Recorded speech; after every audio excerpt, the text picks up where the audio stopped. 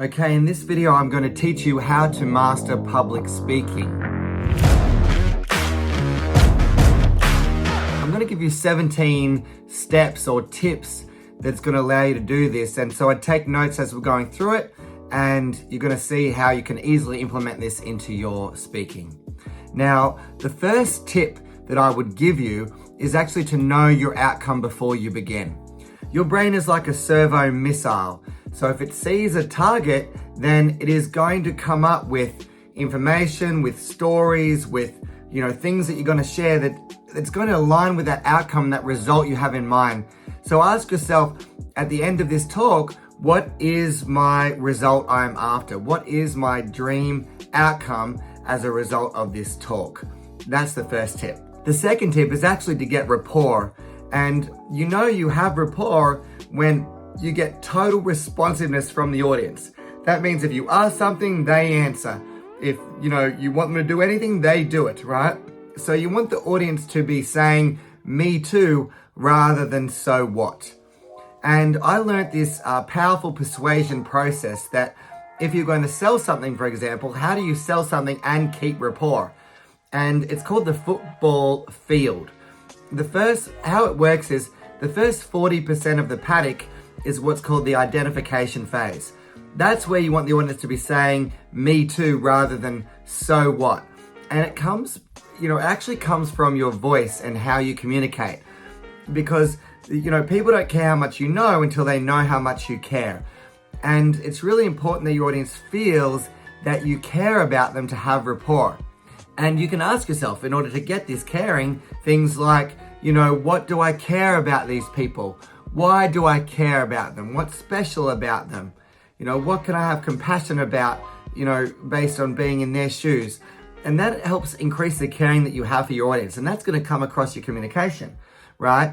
And so the first 40% is the paddock is identification phase. And that's when you're telling stories that relate to them, right? And that caring is really coming across. Now, and they feel like they can relate to you. That's really important. The second, part of the paddock is the next 10%. And the next 10% is what's called logic and reason of this persuasion process of the football field.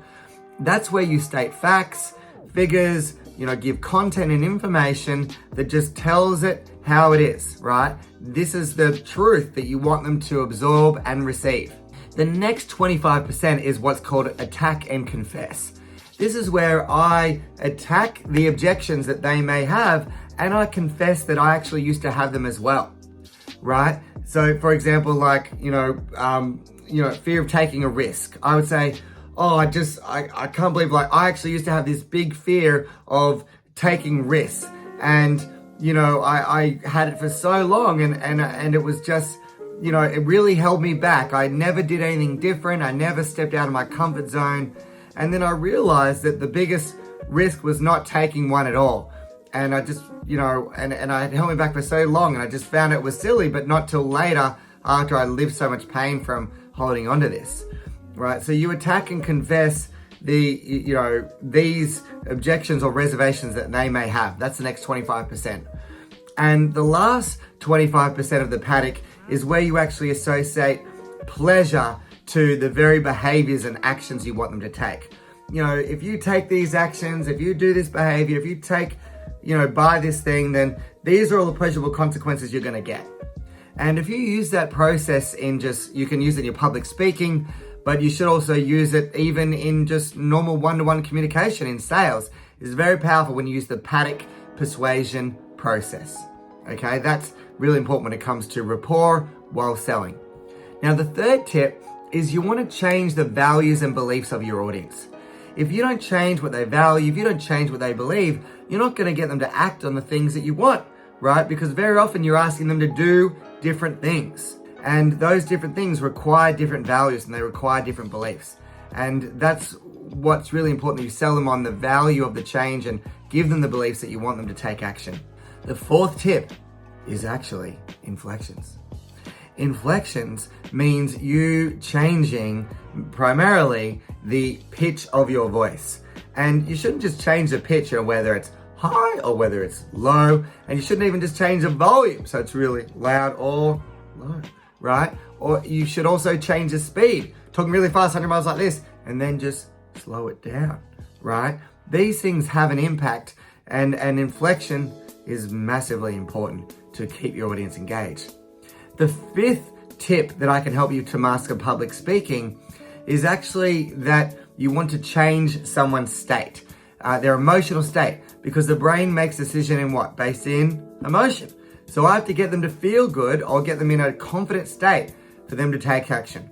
And the way you do this is you can get your audience to move around, you can get them to stand up, you can get them to do powerful movements with you, right?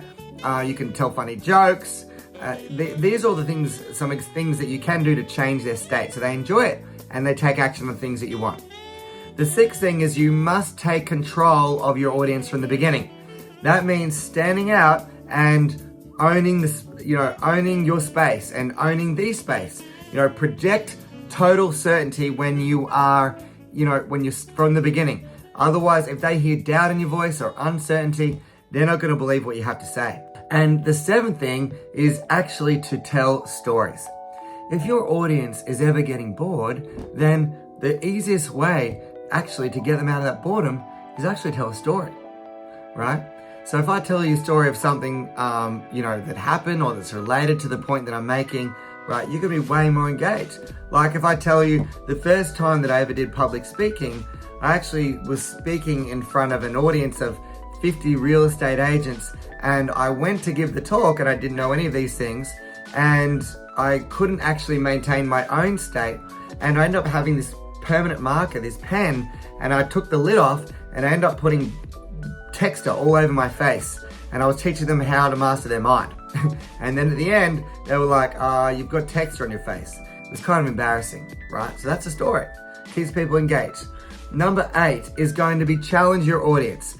People don't grow unless they're challenged. If you just accept and agree with everything they believe and what they think and say, they're not going to grow.